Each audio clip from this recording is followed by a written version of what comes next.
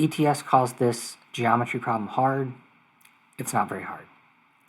In a right triangle, the tangent of one of the two acute angles is root 3 over 3. What's the tangent of the other acute angle?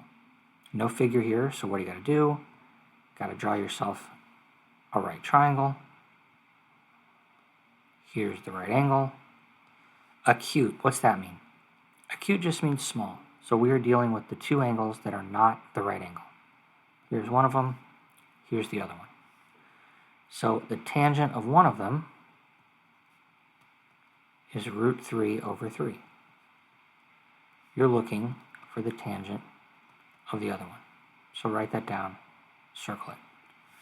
All you got to know for any trigonometry on any SAT problem is SOH CAH TOA. Got to know how to use it. Sine, cosine, tangent.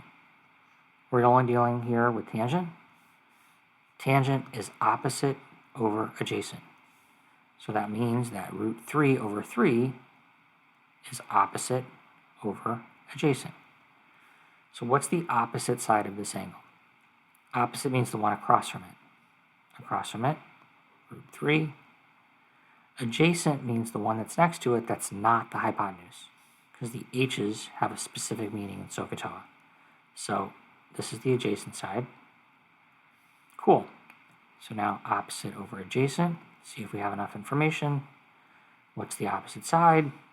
One across from it, 3. And what's the adjacent side? It's the one next to it that's not the hypotenuse. Cool. That's it. You're done.